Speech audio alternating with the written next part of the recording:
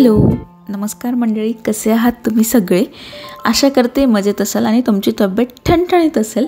तर भरपूर दिवसानंतर केसांशी रिलेटेड मी व्हिडिओ घेऊन आलेली आहे. ॲक्च्युली हा जो व्हिडिओ आहे ना, तो मला वाटतं असा कॉम्बो पॅक तुमच्यासाठी ठरणार आहे. कारण ऑल इन वन जे प्रॉब्लेम्स असतात ना खूप सारे, त्याच्यावर ऑल इन वन सोल्युशन आहे हा. आणि आतापर्यंत मला स्वतःहून लोकांनी येऊन सांगितलेलं आहे. कमेंट्स थ्रू तर मला माहीत नाही कितपर्यंत पोहोचला आहे. म्हणजे कारण कमेंट्स मला तेव्हा आल्या होत्या 1-1.5-2 वर्षापूर्वी, जेव्हा मी केसांशी रिलेटेड व्हिडिओ टाकला होता तेव्हा. पण ना मला आता घरातले पण झाले, खूप लांबचे नातेवाईक, मित्र मैत्रिणी यांनी पण सांगितलं की तू जे बनवलेलं तेलाची जी रेसिपी शेअर केलेली आहे तुझ्या चॅनलवर, त्याच्याने खरंच खूप छान रिझल्ट मिळतो. म्हणून मग म्हटलं की चला परत एकदा ही रेसिपी थोडी वेगळ्या पद्धतीने आणि अजून काही त्याच्यामध्ये घटक मी टाकलेले आहेत. तर हा व्हिडिओ पूर्ण बघा. याच्यामुळे तुमची केस गळती, केसांमधला असलेला डॅन्ड्रफ, दुतोंडे केस, त्याच्यानंतर स्काल्फ इचिंग, लहान मुलींच्या केसांमध्ये होणाऱ्या उवा आणि भरपूर असे जे प्रॉब्लेम आहेत,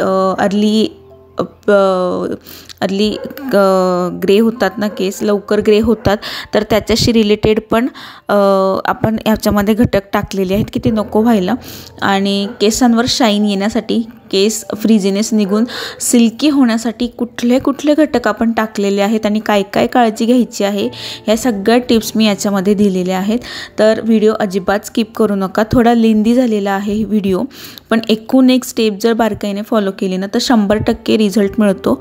आणि व्हिडिओच्या आधीच मी सांगते आहे की पेशन्स ठेवून हे रेसिपी बनवायची आणि पेशन्स ठेवूनच आपल्याला याच्या रिझल्टची वाट बघायची आहे.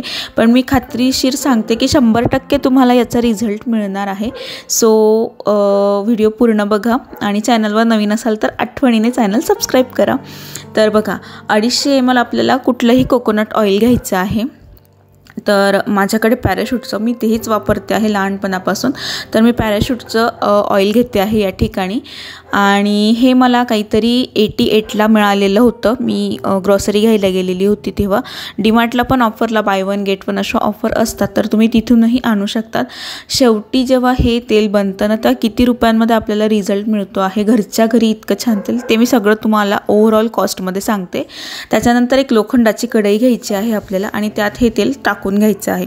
कोकोनट तेलाचे फायदे सगळ्यांनाच माहिती आहेत, पण आता लोहाचे फायदे मी आधी सांगते की लोहामुळे आपल्या ब्लड सेल्स असतात ना, त्यांची लेव्हल मेंटेन होते, रेड ब्लड सेल्सची.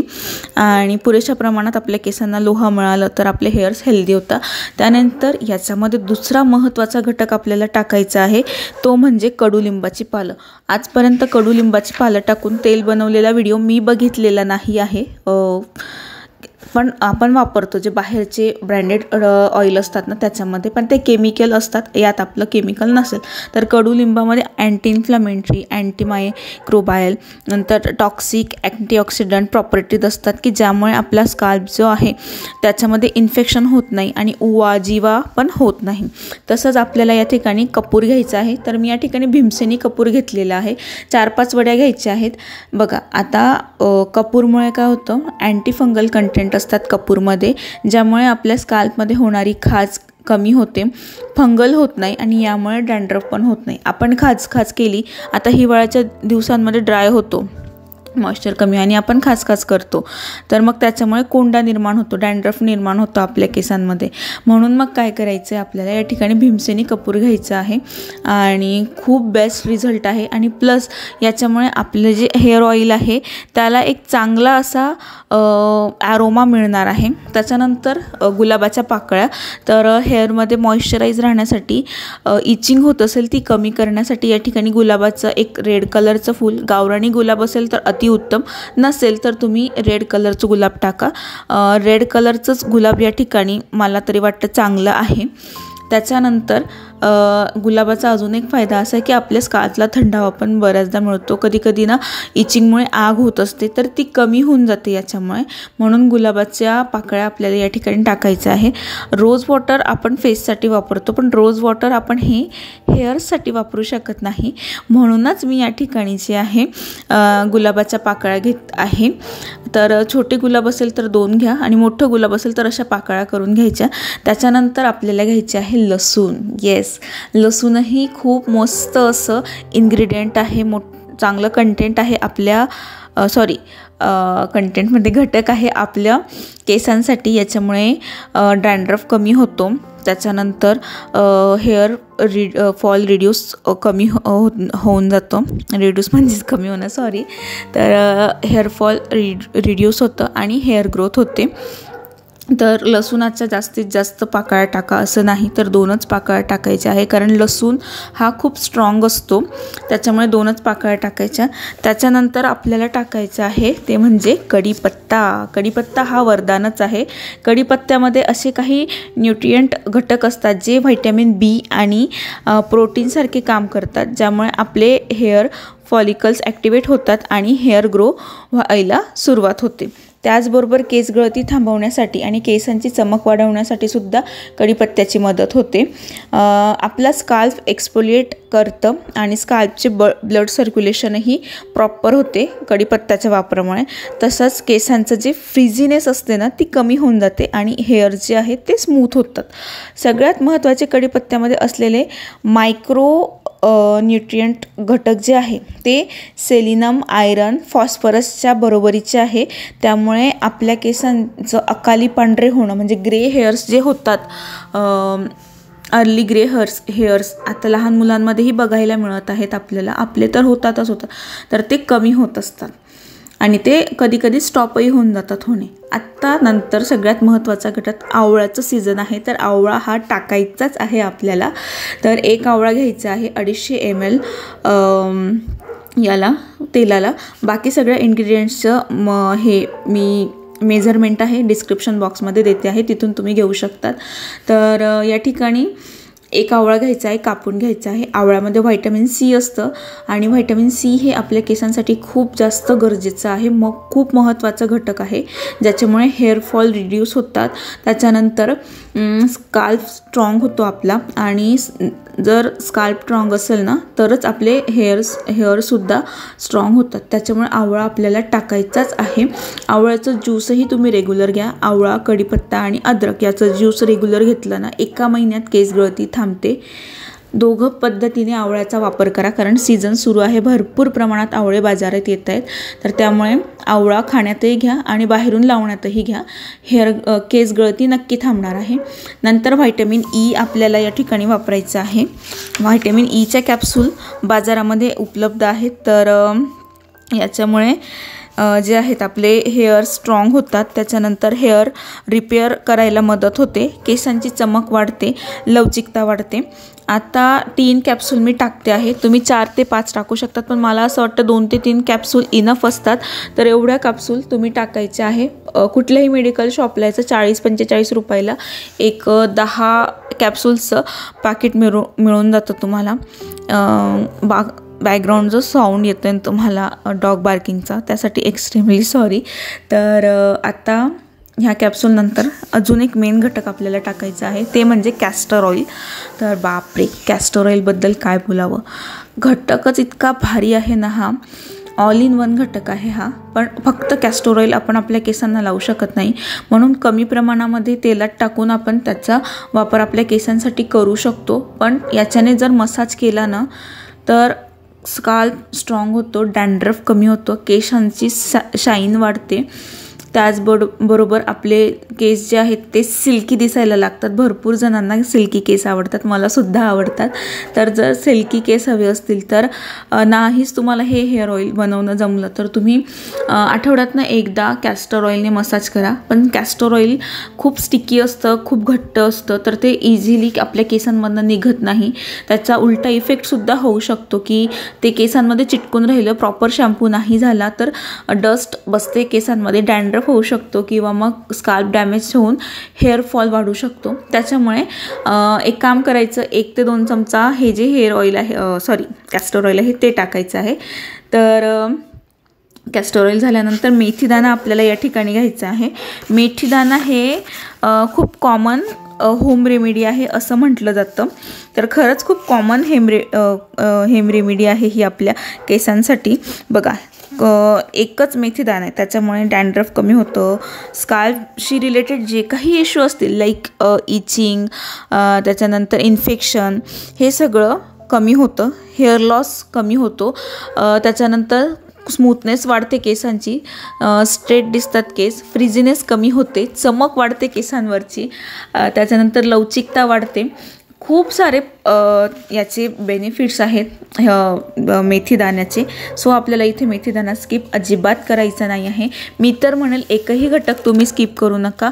जेवढे घटक मी सांगितलेले आहे, मोजून मी 10 घटक सांगितलेले आहे, तेवढे टाका आणि प्रयत्न करा की 10चे 10 वापरा. तुम्हाला एक्स्ट्रा काही टाकायचं असेल जसं की जास्वंदाचं पानं, फुलं, तर तेही तुम्ही टाकू शकतात. माझ्याकडे अवेलेबल नव्हतं आणि मला 10च इन्ग्रेडियंट बरोबर हे दाखवायचं होतं, म्हणून मी तुम्हाला दाखवते आहे.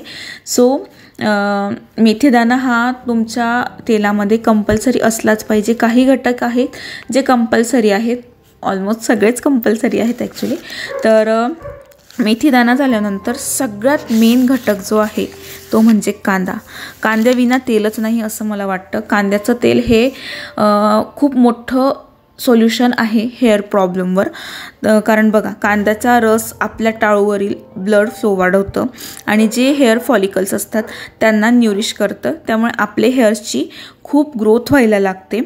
त्याचबरोबर डॅन्ड्रफ कमी करण्यासाठी खूप उपयुक्त आहे कांद्याचा रस. आता कांदा मिक्सरमधनं दळून त्याचा रस गाळून घ्यायचा आणि एका स्प्रे बॉटलमध्ये टाकून जर तुम्ही तो स्प्रे केला ना तरीसुद्धा खूप छान रिझल्ट मिळतो. मी माझ्या एका व्हिडिओमध्ये दाखवलेला आहे. थोडा त्याचा जो स्मेल आहे तो डोक्यात राहून जातो, पण याच्यामुळे हेअरफॉल खूप कमी होतो आणि डॅन्ड्रफही खूप कमी होतो. तसेच टाळूवरील खाज कमी करण्यासाठी मदत करतं. कांद्याचा रस हे कोलेजन प्रोडक्शन करतं, ज्यामुळे आपल्या केसांची वाढ होते आणि आपले केस घनदाट व्हायला सुरुवात होते. आणि सगळ्यात महत्त्वाचं म्हणाल ना तर कांद्याच्या रसामुळे आपल्या केसांचे लवकर पांढरे होणं कमी होतं. हे खरंच आहे की कांद्याचा रस जर 15 दिवसातनं एकदा लावला ना आपण, प्रत्येक आठवड्याला न लावता फक्त 15 दिवसातनं एकदा म्हणजे महिन्यातनं 2दा आपल्याला हा कांद्याचा रस लावायचा असतो. आता तुम्ही तेलात टाकून लावाल तर अतिउत्तम, पण जर तुम्हाला तेल बनवणं पॉसिबल नसेल किंवा तेल लावायला वेळ मिळत नसेल, ज्यांचं बिझी शेड्यूल असतं, तर तुम्ही आठवड्यातनं एकदा असा कांद्याचा रस स्प्रे करून घ्या केसांमध्ये. 15 मिनटं ठेवा आणि 15 मिनटानंतर शॅम्पू करून घ्या. खूप छान रिझल्ट तुम्हाला मिळेल. प्लस याच्यामुळे शाईन पण येते आणि थोडे सिल्कीने पण दिसायला लागतात केस. तर असा हा ऑल इन वन कांदा आपल्याला याच्यामध्ये टाकायचाच आहे. तर मी सगळ्या घटकांचे महत्त्व तुम्हाला या ठिकाणी समजवलेले आहेत. आता लोखंडाच्याच कढईमध्ये आपल्याला हे बनवायचं आहे. का तर ते मी कारण सांगितलं. आणि ही कढई मी मुद्दामहून याच्यासाठीच घेतलेली होती, कारण मला लोखंडाच्या कढईमध्ये हेअर ऑइल, त्याच्यानंतर मेहंदी भिजवणं हे जास्त आवडतं. तेल बनवण्याची एक ऑथेंटिक पद्धत सांगते आहे. स्टेप बाय स्टेपच तेल बनवा. सगळं एकसकट न टाकता काय काय इन्ग्रेडियंट्स टाकायचे आहे ते सांगते. कढईमध्ये तेल तापल्यानंतर खूप हीट नाही होऊ द्यायचं. कोमट नॉर्मल तेल भाजीचा तडका देण्यासाठी कसं तापवतो तसं तापवायचं. तडका देण्यासाठी आपण मोहरी, जिरा आधी टाकतो. अगदी त्याच पद्धतीने आपल्याला जे दाण्यांमध्ये आहे जसं की मेथी दाणा तो आधी टाकायचा आहे. त्याला थोडासा ब्राउनिश कलर आल्यानंतर या ठिकाणी आपल्याला कांदा टाकायचा आहे. बघा, आता कांदा टाकल्यानंतर तो एकदम तडतडला नाही किंवा एकदम असा नॉर्मल पण नाही राहिला, मीडियम तो छान मस्त होतोय तेलामध्ये, जळतही नाही आहे आणि छान हळूहळू त्याला कलर चढणार आहे या पद्धतीने. त्यानंतर कढीपत्ता टाकायचा आहे. तेलाचं तापमान एवढंच तापवा की कढीपत्ता सगळीकडे उडणार नाही, कारण जनरली कढीपत्ता हा उडतो आपण भाजीला फोडणी देताना. तर कढीपत्ता टाकायचा, छान मिक्स करून घ्यायचं. स्टेप बाय स्टेपच इन्ग्रेडियंट टाकायचे आहे, कारण तेलाचा रंग आपल्याला खूप चांगला आणायचा आहे. काळपट कलर आणायचा नाही आहे तेलाला, म्हणून प्रोसेस थोडी लांब होते. व्हिडिओ पण थोडा लेंदी आहे, पण एकदम स्टेप बाय स्टेप करायचं. त्याच्यानंतर कडुलिंबाची पानं आपल्याला या ठिकाणी टाकायची आहे। कढीपत्ता थोडा तेलात मिक्स होईपर्यंत आपल्याला वाट बघायची आणि त्याच्यानंतर कढीपत्ता मिक्स झाल्यावर आपल्याला कडुलिंबाची पानं या ठिकाणी टाकायची आहे सॉरी। आणि हे पण सगळं व्यवस्थित असं होऊ द्यायचं। त्याच्यानंतर जे बाकीचे इन्ग्रेडियंट आहेत ते आपल्याला थोड्या वेळाने टाकायचे आहेत, पण ते केव्हा टाकायचे तेही सांगते। कडुलिंबाचा पाला एकजीव झाल्यानंतर आपल्याला आवळा टाकायचा आहे। मी सगळे जे ओले इन्ग्रेडियंट आहेत ते आधी टाकून घेतलेले आहे एक्सेप्ट आपला गुलाबाच्या पाकळ्या। तर आता हे सगळं एकजीव होऊ द्यायचं।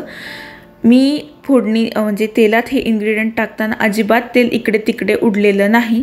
त्याचं कारण एक की कमी गॅसवर म्हणजे लो फ्लेमवर आपल्याला हे तेल होऊ द्यायचं आहे। वेळ लागतो पण तेल एकदम प्रॉपर बनतं।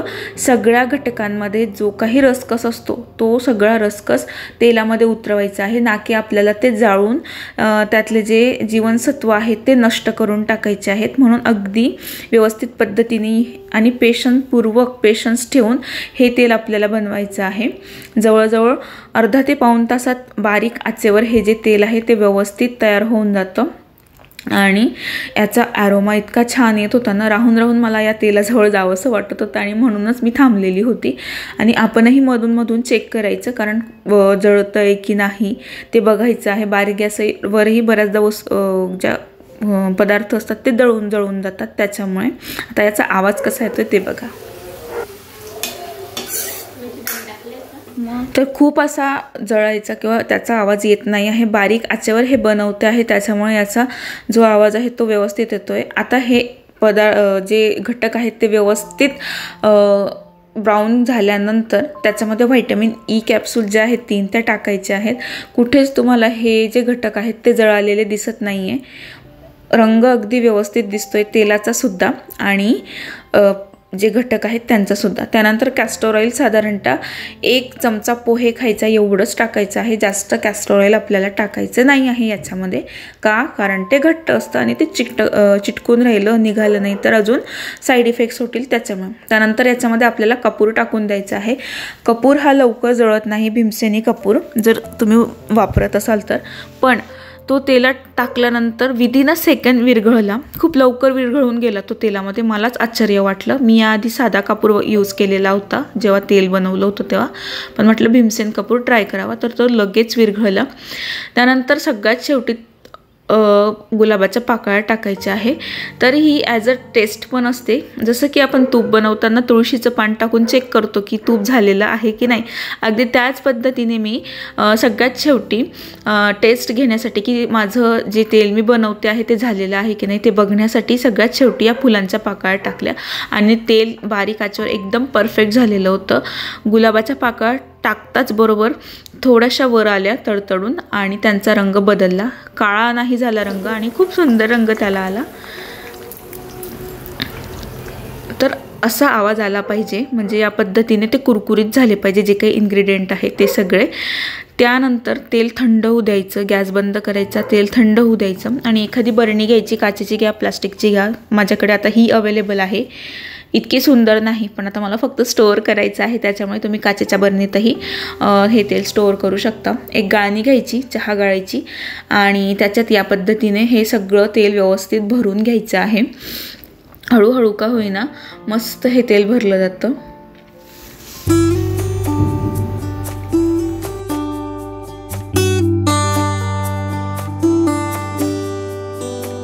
आता पाल्यातलं तेल तर सगळं गाळून घेतलं मी त्या घटकांमधलं, पण आता कढईला ना तेल लागलेलं दिसत होतं। मला तर नाही लावायचं होतं तेल, मी सॅटर्डेला ऑइलिंग करते सहसा करून, कारण संडेला वॉश करायचे असतं, पण आता ते तेलही मला वाया जाऊ द्यायचं नव्हतं म्हणून मी म्हटलं निधीला छान लावून द्यायचं केसांना तेल, त्याच्यामुळे तेलही वाया जाणार नाही आणि त्याचा उपयोगही होईल। त्यामुळे तिचे केस छोटेही आहे तेवढं तेल होतं, कारण मी खूप गाळून चमच्याने काढून ते तेल लावलेलं, मला ते वेस्ट जाऊ द्यायचं नव्हतं बाकीचं जे लागलं होतं, त्यामुळे पूर्ण कढई साफ केली आणि या ठिकाणी तेल बनून तयार झालेलं आहे। कॉम्बो तेल आहे, all problems and one solution like that. तर ॲरोमा खरंच खूप सुंदर येतो. तर हे तेल तुम्ही नक्की बनवून बघा आणि मला कमेंट करून सांगा आणि जास्तीत जास्त लोकांपर्यंत हा व्हिडिओ पोहोचवा, म्हणजे जेणेकरून ज्यांना प्रॉब्लेम्स असतील ना नक्की सोल्युशन मिळेल. बरं, हे तेल जे आहे साधारणतः 15 ते 20 दिवस किंवा जास्तीत जास्त महिना एवढेच दिवस बनवायचं. खूप जास्त दिवस स्टोअर नाही करून ठेवायचं, कारण आवळामध्ये थोडा जास्त रस असतो ना, तर त्यामुळे ते खराब होऊ शकतं. त्यामुळे महिनाभराचं बनवा, बाहेरच स्टोअर करायचं सनलाईट वगैरेच्या आसपास, फ्रीज वगैरेमध्ये नका ठेवू. तर नक्की बनवून बघा. व्हिडिओ आवडला असेल तर लाईक करा आणि चॅनलला सबस्क्राईब करा.